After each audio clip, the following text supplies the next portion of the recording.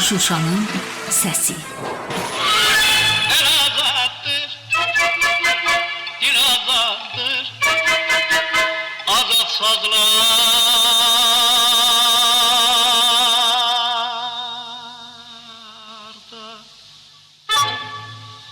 tel azattır. Çəkdiyim şəkili verim yadigar. Baxanda görsünlər bir yanda bahar, bir yanda dağların zirvəsində qar, bir yanda dərədən qalxan duman, çən. Qoy hamı bilsin ki, Şuşalıyam mən. Tarda dilləndirim rastı, mahuru, zümzümə eləyim seygahı, şuru. Yada düşsün bülbül, Rəşid, xan həmən. Qoy hamı bilsin ki, Şuşalıyam mən. Səni hər görəndə tanımaq olur, aşışam bir də bir qərinə cavanlaşırsan. Xoş gördük əziz dinləyicilər. Şuşanın görkəmli şəxsiyyətləri silsiləsindən Mir Möhsin Nəvaba həsr olunmuş sonuncu söhbətimizi təqdim edirik. 86 il ömür sürdüm, həyatdan doymadım. Elə bil dünyaya bugün gəlmişəm. Mehriban olun, yaşayıb yaradın.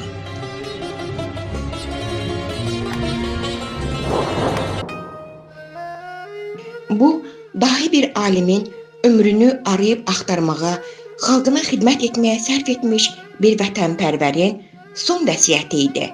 Və biz bugünkü verilişimizdə Nəvabın vəfat tarixindən, qəbrüstü abidəsindən və ev muzeyindən danışacağıq. Həmişəki kimi siyasi elmlər doktoru, professor, Qarabağ İrsini Araşdırma Mərkəzinin rəhbəri Elçin Əhmədovla birlikdə. Buyurun Elçin müəllim.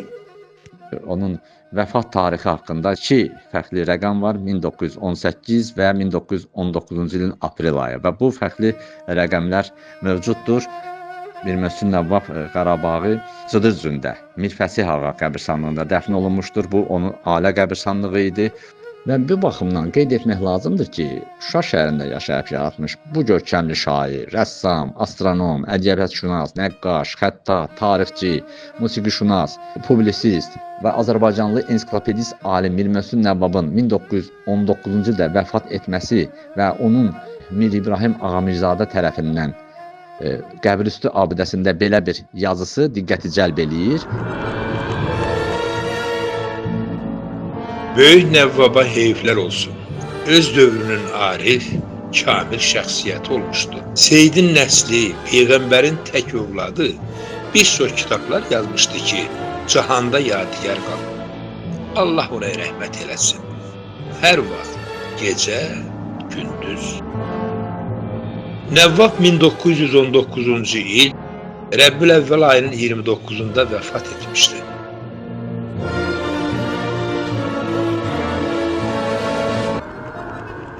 Söhbət aprel ayından gedir. Bundan sonra isə biz qeyd etməliyik ki, 1957-ci ildə Tokay Məmmədov Nəvvabın qəbrüstü abidəsini hazırlamış ki, heykəltaraş Tokay Məmmədov və memar Rasim Əlquliyev tərəfindən qırmızı mərmərdən hazırlanmış qəbrüstü abidə Cıdır-Cündə və həmin Mir Fəsih qəbirstanlığında o hissədə Nəvvabın dəfn olunduğu yerdə Nəvvabın qəbrüstü abidəsi ucaldıldı. 1960-cı ildə isə UNESCO tərəfindən, halbuki biz o illərdə müstəqil deyilik, yəni ki, Azərbaycan SSR-nin tərkibində müttəfiq respublikalardan biri idi, amma buna baxmayaraq UNESCO ilə əməkdaşlığımız bizim Sovet dövrünə gedib çıxır, yəni 60-cı illərə gedib çıxır, sonra 1980-ci illərdə ümumi lider Heydər Əliyevin fəaliyyəti dövründə, yəni 80-ci illərin əvvəllərində də UNESCO-nun baş katibi ilə təmaslar olmuşdur, əlaqələr olmuşdur və görüşlər keçirilmişdir və o baxımdan 1960-cı ili ona görə vurğuladım ki, UNESCO tərəfindən həmin Mir Möhsün Nəvvab Qarabağının qəbrüstü abidəsində təmir işləri aparılmış, yəni UNESCO tərəfindən də qəbrüstü abidə bir qədər də abadlaşdırılmış və UNESCO tərəfindən qorunan abidələr siyahısına da salınmışdı.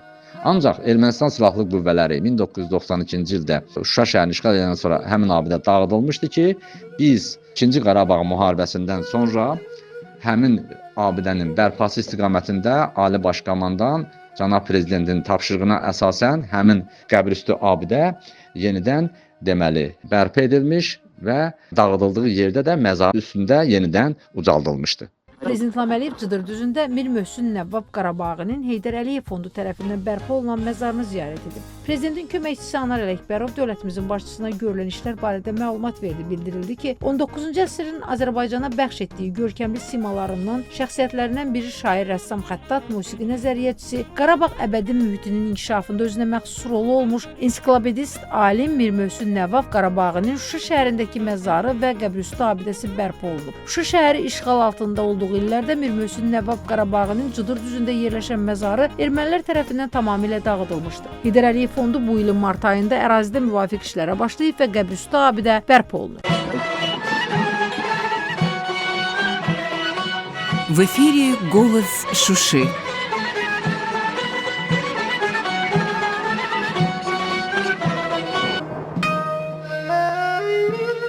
Elçi müəllim, Nəvvabın zəngin irsinin toplanması, qorunması istiqamətində görülən işlər barədə də bir qədər söhbət açsaq, mənə elə gəlir ki, yerinə düşər. Mir Möhsün Nəvvabın bu çoxşaxəli fəaliyyətinin, yəni bu zəngin irsinin toplanması prosesi haqqında da bir neçə kəlmə danışaq, diqqətə çatdıraq ki, 20-ci əsrin 40-cı illərində Mir Möhsün Nəvvab Qarabağının irsinin toplanması prosesinə başlanıldı. Onun bilirik ki, 1886-cı ildə Şuşada Mamay məhəlləsində idi onun evi. Həmin məhəllədə inşa etdiyi evin qənaətbəxş vəziyyətdə olmasına baxmayaraq, burada muzeyin yaradılması prosesi bir qədər uzun çəkdi. Yəni görkəmli şəxsiyyətin irsi sayılan eksponatlar müxtəlif ünvanlarda çəpələnmişdi demək olar ki. Yəni ki, qeyd edə bilərik ki, ən nadir rəsm əsərləri Azərbaycan Milli İncəsənət Muzeyinə, əsərlərinin əlyazmaları Füzuli adına Əlyazmalar İnstitutuna, ondan başqa elmi əsərlərinin bir neçə nüsxələri və rəsmləri, həmçinin onun topladığı silah kolleksiyası Milli Azərbaycan Tarixi Muzeyinə, bir sıra rəsm əsərləri Şuşa Dövlət Rəsm Qalereyasına. Bununla belə, yaxınları və qohumlarında Nəvvaba aid tarix eksponatlar var idi ki, onların da qalması faktı məlum idi. Bu baxımdan bunların hamısını bir yerdə toplamaq lazım idi. Nəhayət, 1981-ci ildə ümummilli lider, dahi şəxsiyyət, görkəmli dövlət xadimi Heydər Əliyevin təşəbbüsü ilə və onun nəzarəti altında Mir Möhsün Nəvvabın 1886-cı ildən sonra yaşadığı evdə əsaslı təmir bərpa işləri başlanıldı.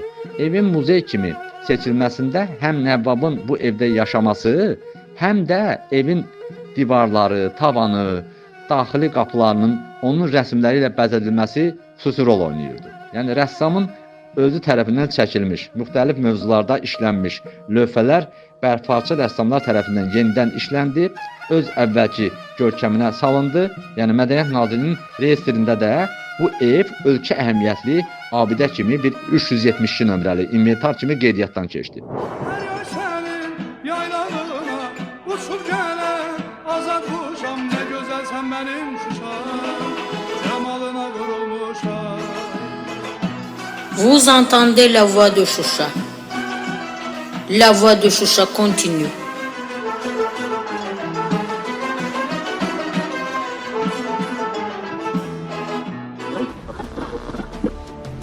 Artıq 80-ci illərdə bilirik ki, bu proseslər başladı. Ermənistanın Azərbaycana qarşı ərazi iddiaları və 90-cı ilin noyabr ayında uzun hazırlıq işlərindən sonra Mir Möhsün Nəvvabın ev muzeyi açıldı. O çətin illərdə, yəni demək istəyirəm. Muzeydə Mir Möhsün Nəvvabın həyat və yaradıcılığından bəhs edilən 130 eksponat sərgilənirdi, var idi. Yəni onların sırasında sənətkarın, görkəmli xəttatın, rəssamın çəkdiyi rəsm əsərləri, ondan başqa naşir kimi fəaliyyətini nümayiş etdirən eksponatlar, o cümlədən çap maşını, eləcə də özünün teleskopu, bilirik ki, o teleskop vasitəsilə də səma cisimlərini müşahidə edirdi, astronom kimi. Bununla yanaşı, muzeyin fəaliyyəti sayəsində eksponatların sayı tədricən artmağa başlayırdı. Amma vəziyyət o qədər də gərgin idi ki, həmin dövrdə bu prosesləri həyata keçirmək o qədər də asan deyil idi. Eyni zamanda Nəvvabın Yuxarı Gövhərağa məscidinin tərtibatında da iştirak etməsi nəzərə alınaraq, məsciddə onun güşəsi də yaradılmışdı. Bilirik ki, artıq işğaldan azad edildikdən sonra məscidin yanında onun mədrəsəsi açılmış və orada məscidin minarələrində onun, xüsusilə o yazılarda onun rolu böyük olmuşdu və o baxımdan evinin yerləşdiyi küçənin adı da dəyişdirildi, Nəvvab küçəsi adlandırıldı. Şuşa sıxmaq güzeldir. صحت شوشة لا يزال مستمرا. Və qeyd etməliyik ki, artıq 92-ci ildə Ermənistan silahlı dəstələri tərəfindən Şuşa üçün hərbi təcavüz baş verdi və bu baxımdan muzeyin bəzi eksponatları Bakı şəhərinə gətirildi və Azərbaycan Milli İncəsənət Muzeyinə verildi. Şuşa şəhəri işğal ediləndən sonraki dövrdə artıq Mir Möhsün Nəvvabın ev muzeyi də demək olar ki, dağıdıldı və məhv edilmişdir. Muzeyin ekspozisiyası tamamilə demək olar ki, dağıdılmış, muzeyin avadanlığı, interyeri, tarixi eksponatlar talanmış, unikal divar rəsmləri qoparılmış, pozulmuş, yəni ki, demək olar ki, izini silmişlər. Bina bərbad vəziyyətə salınmışdır. Ancaq 2-ci Qarabağ müharibəsindən sonra, yəni Şuşa şəhəri 2020-ci il noyabr ayının 8-də işğaldan azad edildikdən sonra şəhərdə abidələrin bərpası prosesinə başlanılmışdı. Cənab Prezident tərəfindən artıq bütün bunlar nəzarətdədir və Şuşada aparılan bərpa işləri də 1-ci xanım Mehriban xanımın rəhbərlik etdiyi Heydər Əliyev Fondu tərəfindən çox uğurla həyata keçirilir. La voix de Şuşa continue.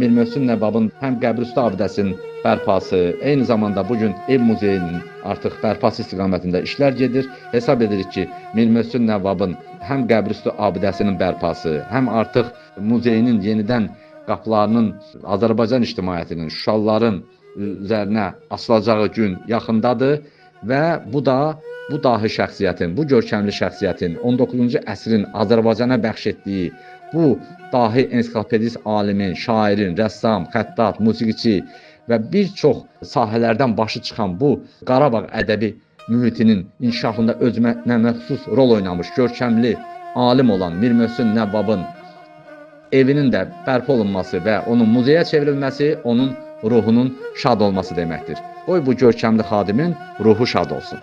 İstəkli dinləyicilər, bu Mir Möhsün Nəvvaba həsr olunmuş sonuncu söhbətimiz idi. Bacardıqca bu görkəmli şəxsiyyətin fəaliyyəti haqqında sizə ətraflı məlumat verməyə çalışdıq. Hərçənd ki, bu dəryada bir damla idi.